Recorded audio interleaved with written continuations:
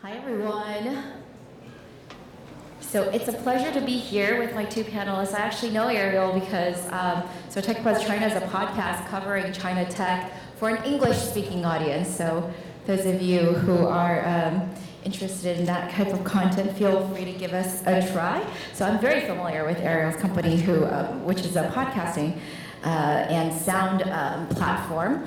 And then, as Diane said, Vincent is the COO of Newsbreak. So I wanted to start off and have our panelists give a brief intro of themselves and their companies, because I usually find that you do a better job than I do. And I want to have Ariel start first, and then Vincent, maybe you can go second, because I know you have some slides that we had discussed that you had prepared in advance. So please, go ahead. Thanks, Ray. It's my great pleasure to be here. So my name is Ariel Liu. I have been working on the Himalaya platform in terms of podcast and audio content sharing for the past year or so. Before joining Himalaya, I had been working at Accenture as consulting for global collaboration. And after that, joined another startup called the One Music Group, working on music education. Just as growing my own career and then start developing skills and knowledge around different domains, I found audio lessons and learnings become more and more critical in my daily life. And that's how, when I found the opportunity around Himalaya, I just joined them right away. Vincent Wu, I'm the COO of Newsbreak. It's Newsbreak in very brief language. We are a news aggregation platform with a hyper focus on local content for the US market. Previously, I was the COO of Huffington Post and Yahoo News. Just like Ariel, I was a management consultant before I work in the media industry. Okay, great. Did you want to go over those slides right now? Well, as we talk about. Maybe later. Oh, okay. All right.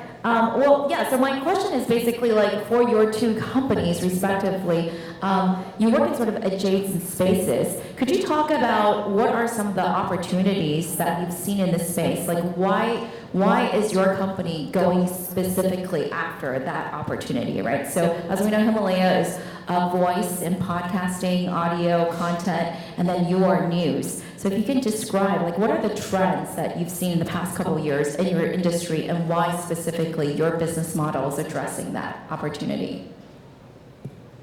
All right, I can start. I mean, for audio industry, audio content has always been there.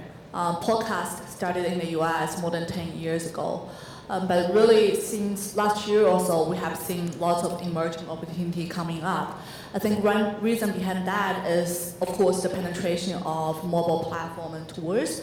But meanwhile, it's also because of all kind of entertainment content now is so overwhelming, while educational content is still left behind. And that creates this kind of unbalanced demand and supply in the content market. And that's how audio, with its strengths in knowledge sharing and learning, as well as this kind of multitasking or parallel consumption behavior, picking up really fast. So you're saying that the entertainment audio content was already there, but specifically you guys saw an opportunity in knowledge sharing.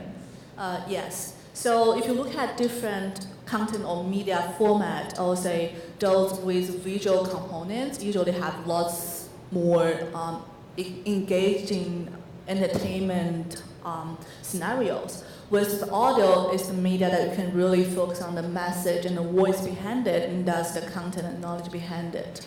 So I think that's something, especially nowadays, given it's so easily to get distracted on the screen with your eyes browsing through, it makes you much easier to focus on the knowledge and content that's consuming audio. So that's the opportunity we are seeing as audio sharing platform.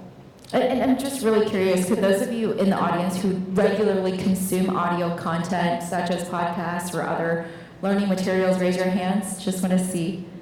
Oh, it's like, yeah, quite significant.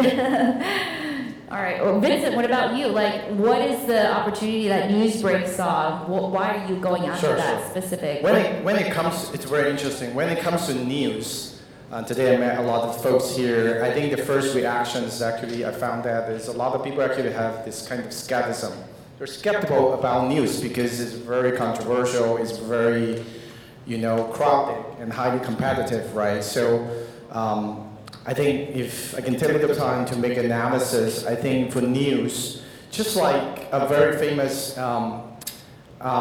statement by Jeff Bezos like a while ago about like when it goes to retail, there are three things like always be the subject of doing retail business, whether it's offline or online. It's the price, it's whether there's a variety of product you can buy, and it's about how fast you can get it. The whole Amazon is running like no matter how many years they want it, they want to optimize the three experience. For news, it's actually similar. Can we show the slides? Because I think I've been working in the US media industry for quite a few years. I think there are also three common things about news. One is, as a consumer, you want to get the content, you want to get the fact in a very fast time, right? I think thanks to all the reporters and the media company, and recently thanks to Facebook and Google, and that's been solved, right? People can get the news, get the fact in a very timely fashion, although there's some fake news problem. The second thing is people know, like once they get the news, they actually want to know how other people are reacting to that. They want to know other people's reaction rather than just the fact, right?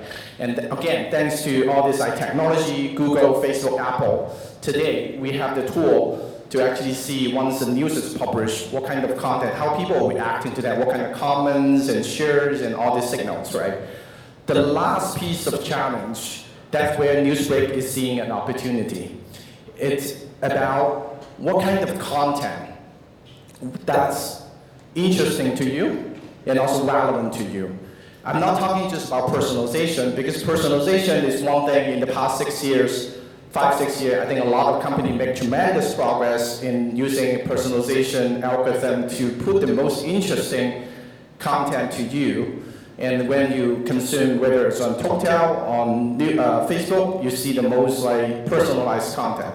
What Newsbreak has been doing after all this analysis, we believe the next challenge is about the content that's near me, meaning the content that's relevant to me. Because a lot of folks believe today, of course, if you look at the right side, I look at Trump, I look at like Kim Kardashian, all these police violence, those are big topics, right? People find those topics interesting, but they're not hyper-relevant to us.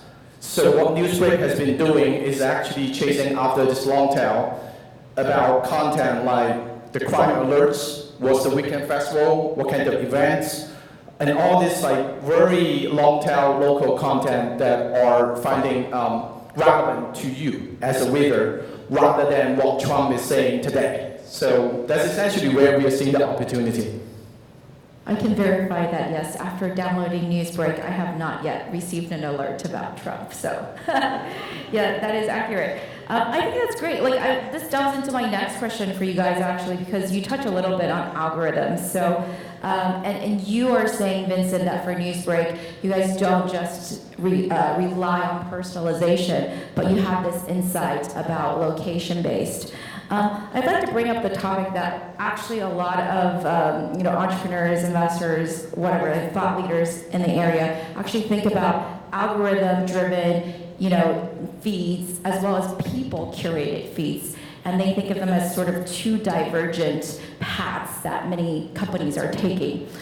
Could you guys comment on what is your feeling about that? Like, what is the specific tactic that you guys are using in terms of algorithms, and how would you think about what some other companies, such as WeChat, is doing more on the people-curated side? Is that something that you guys are also looking to incorporate, or are you like, actually, for my product, we should be doing, X, Y, Z?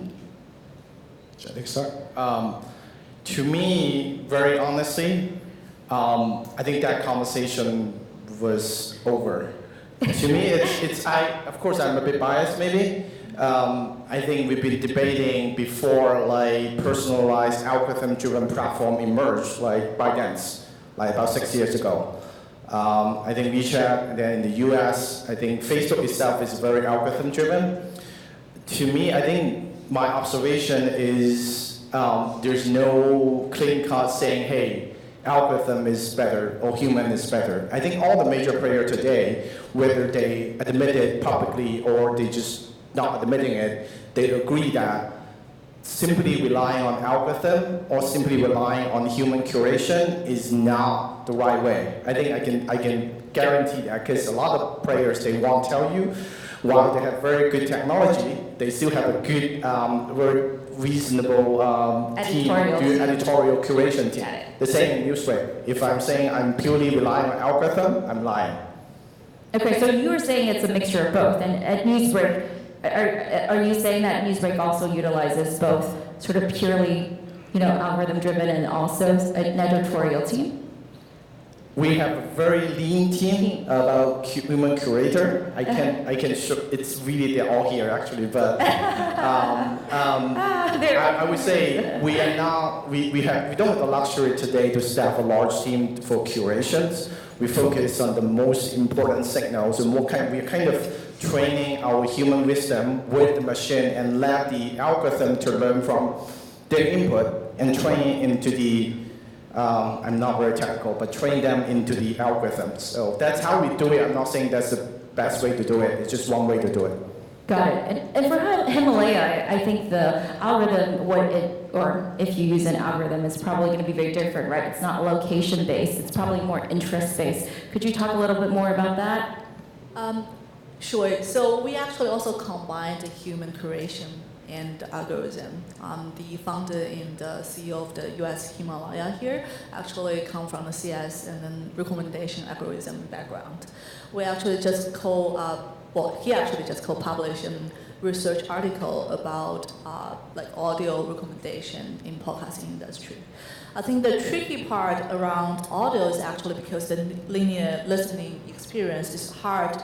It's very challenging for most of the users to really efficiently scan through content and discover the most relevant or the most exciting part of the content that's put recommendation in a very unique and critical situation in audio industry. So we don't use a location because at this moment I think as you consuming this kind of audio content, it's not that much about where you are to get the newest news around you. It's more around maybe I'm on commute time, maybe before my bedtime. So it's more scenario and time based. And then on top of that, speaking, of course, connect your personal interest, connecting with people share similar profile and consuming similar content. That's the cross-reference recommendation we're doing right now. Okay. Is that the same as sort of what you see on other leading audio platforms, or are you guys doing something different? I think it's becoming more and more similar now. Our advantage is that we have probably the best recommendation system, but still we'll need human curation behind it. Yeah. Got it. Very interesting. I'd like to ask for a question to both of you. So thanks for sharing that about the algorithms and human-driven. I wasn't quite sure how you guys ran your product. Is there something else unintuitive, or something that the audience probably doesn't know, for example, about your business that you could share with us, or something that you've learned as COO? Because I think there's a lot of entrepreneurs in this audience. Is that right? Are there entrepreneurs in this audience? No? Oh, okay. Well, you guys will really benefit.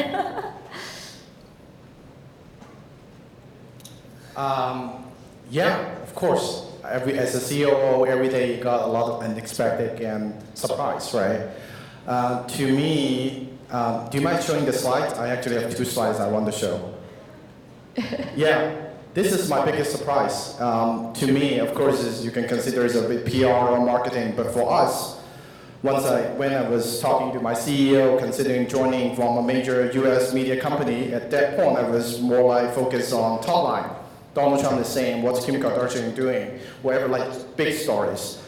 I was very surprised by how the US, especially the US audience, the news reader are finding local content relevant once you're providing them service. I'm not saying that Newsbreak is doing extremely good, but we're just surprised. I bet my career into this company because I believe the future of local news. I was very surprised how fast we can grow because we captured this trend. Our product, our company, there's still a lot of things to do, but that's how we, I think we are just like capturing the right thing and doing it in the way that our users are finding local news, what's happening on my main street, what my neighbors are talking about are more useful and relevant than those top line stories and than Fox News and CNN. I think they're still great brands and nationwide major media, but that's my biggest surprise. I just find it amazing. That basically, like, people are much more interested in their local news than you had even originally thought. I can show you another stats. If you look at public like search queries, not this one, but this is just more like a PR thing. But if you look at some public data from the Google search query, you will find the people searching things near me has grown like 900% in the last 20 years. Meaning our audience are actually growing their interest and really want to know what's going on around themselves than the general other things. So that's something I find it very amazing, and I think it's a bit unintuitive too, because if you ask every other people in the media industry, especially in the news industry, they will tell you the most important thing is what Donald Trump said today. So that's counterintuitive to me. Yeah, so basically the long tail, like, you expect it to be quite thin. It's actually a lot thicker and even growing. Yeah. Okay, 900%. What was the time period over then? Is that I think it's believed 2016 to 2018. Okay. You guys can check it out on the Google search query. They publish those data. So. Okay, very, very cool. And Ariel, how about you? I can share two surprise. One's for the auto industry and the other one's as COO, right? For auto industry, before joined the company and never realized that content creation is just so much easier in audio industry. Because if you're looking into the history of media, come through from newspaper, then radio, and then TV, lots of those are actually very heavy production back to the time. You have to go through the entire line from the original content drafting to like editing and then review and then publishing. Even nowadays we have YouTube, I have Instagram, but because it's visual related and because of all the other like entertainment content that you're really trying to get all the eyeballs that you like possibly can do, so it actually requires lots of editing effort behind it. Versus audio, it's more like you can just plug your phone right away and then record a sentence and record your book reading, and it's done. It can be done with your from your phone within a few minutes, and that's somehow I realized, wow, this actually unlocks this opportunity for everyone that you can record your voice and then share through on any kind of platform without spend 100,000 editing or so on, or even like $1,000 camera. Don't even need that. Even makeup, you don't need those these days. Yeah, I can verify that. I recorded the last episode of our podcast in my closet, so yeah, with just like a $100 mic. Yeah. So we on the Himalaya platform, actually there are college graduates recording his audiobook reading from his dorm and be able to recruit millions of followers, and now he's making I think 3 million RMB per month just through this audio content sharing. And then as a COO, I think it's actually really interesting because last month I just come back from Canada. It's a CEO summit. By the way, it's actually also from a podcast called the CEO Alliance. So we got all the CEOs across different industries and come to the room saying, yeah, what's your biggest pain point? And then everyone was like, okay, and then the founder was saying, I'm gonna start first. So as I have been running so many executive conference, whenever it's CEO conference, everyone showed up on time, at least 5 minutes early with everything ready. So when it's CEO meetings, almost everyone show up half an hour later and still with a phone saying, this is really important, can I finish this before joining you guys? So yeah, I think that's the difference between CEO and COOs and daily basis. Either that or that's a management consulting thing. But I can testify for this panel, both our panelists were very organized and we're like, right, when is the call? When are we doing our preparation? So, okay, great, awesome. Thanks for sharing that. Can I ask, like, okay, so you guys are both in fast-growing businesses. Congratulations on all the success of your products. What is something that like sort of keeps you up at night in terms of competition, right? And I would like to ask sort of more broadly, not just maybe your immediate competitors, but you know how the Netflix CEO says, my greatest competition is sleep.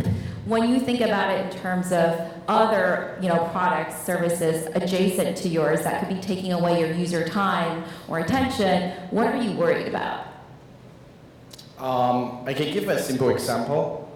As a startup, of course, one of the major things that I do every day is to meet investors, to introduce my business and talk about my product. Every time I met investor, no matter it's from China or US, they ask me one common question. You're doing great, Vincent, your product's great, but how about Facebook launch something similar in 6 months? How will Facebook kill you? Yeah, I think it's like, how about Google or Apple now doing something? Also, I think it's reasonable questions. To some extent, Facebook, Google, Apple, every major news or content company are also a competitor. We are also competing with consumers' time in general, right? It's a time spent competition. But my perspective is, I think that question can also goes to any startup, right? I mean, those giant tech company, if they want to do something, they can do it. They have all kinds of resources and capital to do it. But why? I can share with you one that like local Newsbreak is not the first company to think about it. It's not the first company actually did it. Facebook actually tried it quite a while ago. Google tried it too. So to us, we are not thinking this competition in that direction. So we are not, of course, there will be competition, but we are more thinking about, as a startup, what kind of value or what kind of experience that we are bringing to the consumer if there's a competitor. The local content and local ecosystem is so big, and then Facebook try it. We believe like this is very long tail, very complicated market. If someone could actually become, let's say, 1 billion, 2 billion company, that has to come from a startup rather than a big giant company doing something. Because it's something that you have to really go down to the earth to understand what's going on in the local ecosystem, what kind of content people are consuming, what kind of partner they're doing. And that's one thing, how we view competitor in this space. Yeah, it's not again, it's a bit, very subjective. We are not afraid of any competition in that local market. It's so big and there's a lot of changes happening. So you're saying that because in your space, specifically the product you're working on requires so much on the ground operations, connections with, smaller players that it's not really a feasible thing for a large company to go after. It's on the ground, but it's also, you got to know your user. You got to really, using a software development language, it's like test and iterate in a very humble and fast way. So that you actually need to, let's say, give you an example. I don't think Facebook will allow their user to partner with a publisher with only 10 people. We do it. So we do it. And then we actually capture the long tail. But we are not capturing the long tail in a very labor-intensive, in China called Detroit, right? We don't do it. We do it in a more like a technology plus operation model. So your size is actually an advantage because it allows you to be much more nimble. Okay, all right, Ariel? For us, well, I would say in the past year or so, it's lots of capitals and players in the audio industry, but very different focus. I think nowadays there are lots of players that can choose to listen to any kind of audio content. If you look into the whole ecosystem of audio content, right? Who is the essential part? Who is the critical one? It's the creators. And it's really surprising to us, even until today, there's not such a platform that's saying, I'm gonna really look into what creator needs and how do we, fulfill all the needs and really make their life super easy to produce content, to distribute content, and also to build up the community around the content audience and further help them to monetize all through those. I think so far everyone else has been very, stay on the very top of it in terms of, okay, I'm gonna build the best sharing platform. But meanwhile, they haven't really dig into what's the core business or what's the core value like in the whole system. I think that's our very unique focus, and that's although still at a very early stage, has already shown us some really exciting proven result. So. Okay, all right, very interesting. YouTube and Yahoo. Okay, my last question. I saw the time's almost up sign. Can you very, very briefly describe one prediction you have for your industry that you think may come true in the next 5 years? Sorry, can you repeat that? Can you give a prediction for your industry for the next 5 years? Just very briefly. You don't have to explain it because I don't think we actually have time. So leave it as, food for thought for the audience. Maybe they'll come mob you afterwards and ask you to explain.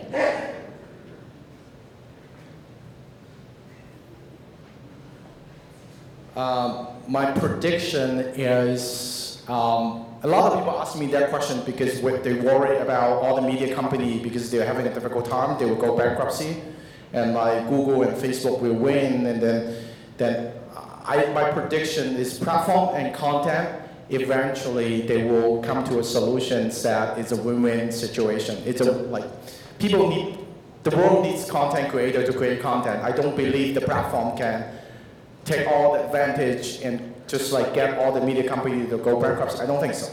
They will find that, but I don't think we're getting that point right now. We still need about 2 to 3 years to get to that point. I don't know the answer though. What that is, I don't know. All right. And Ariel? I think audio consumptions in certain verticals may actually, surpass the consumption of video and text. It's just because the specific scenarios that people are consuming audio content today and they're producing audio content today, I think we have seen a super rapid growth in the audio content consumption. So you think audio will surpass video and text? Okay, very cool. In certain verticals, not all, but for certain scenarios. For certain verticals and scenarios. Okay, awesome. I think that's the end of our panel. Thank you so much. Thank you very much.